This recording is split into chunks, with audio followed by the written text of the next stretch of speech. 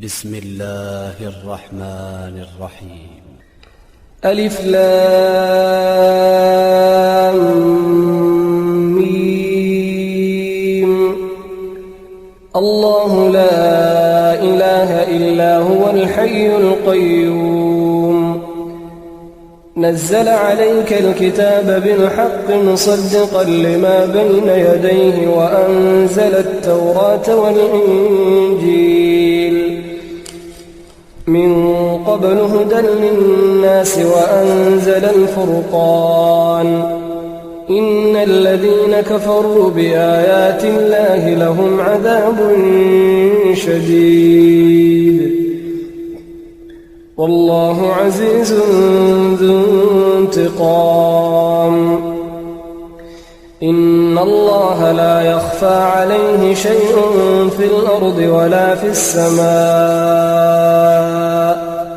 هو الذي يصوركم في الأرحام كيف يشاء. لا إله إلا هو العزيز الحكيم. هو الذي أنزل عليك الكتاب منه آيات محكمات هن أم الكتاب وأخر متشابهات.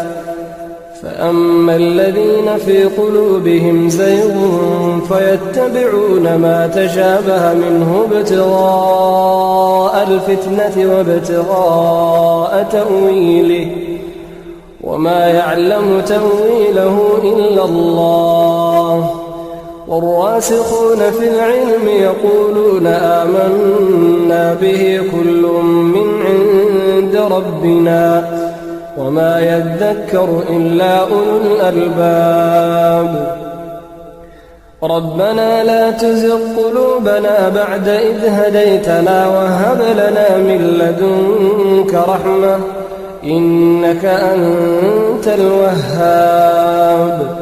ربنا إنك جامع الناس ليوم لا ريب فيه إن الله لا يخلف الميعاد. إن الذين كفروا لن تغني عنهم أموالهم ولا أولادهم من الله شيئا أولئك هم وقود النار. كدأب آل فرعون والذين من قبلهم كذبوا بآياتنا فأخذهم الله بذنوبهم والله شديد العقاب. قل للذين كفروا ستغلبون وتحشرون إلى جهنم وبئس المهاد. قد كان لكم آية في فئتين التقتا فئة تقاتل في سبيل الله وأخرى كافرة يرونهم مثليهم رأي العين والله يؤيد بنصره من يشاء. إن في ذلك لعبرة لأولي الأبصار. زين للناس حب الشهوات من النساء والبنين والقناطير المقنطرة من الذهب والفضة والخيل المسومة والأنعام والحرث ذلك متاع الحياة الدنيا والله عنده حسن المآب. قل أنبئكم بخير من ذلكم للذين اتقوا عند ربهم جنات تجري من تحتها الأنهار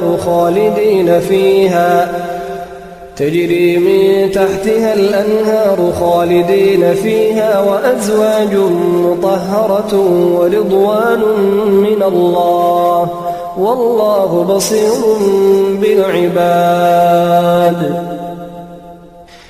الذين يقولون ربنا إننا آمنا فاغفر لنا ذنوبنا وقنا عذاب النار الصابرين والصادقين والقانتين والمنفقين والمستغفرين بالأسحار شهد الله أنه لا إله إلا هو والملائكة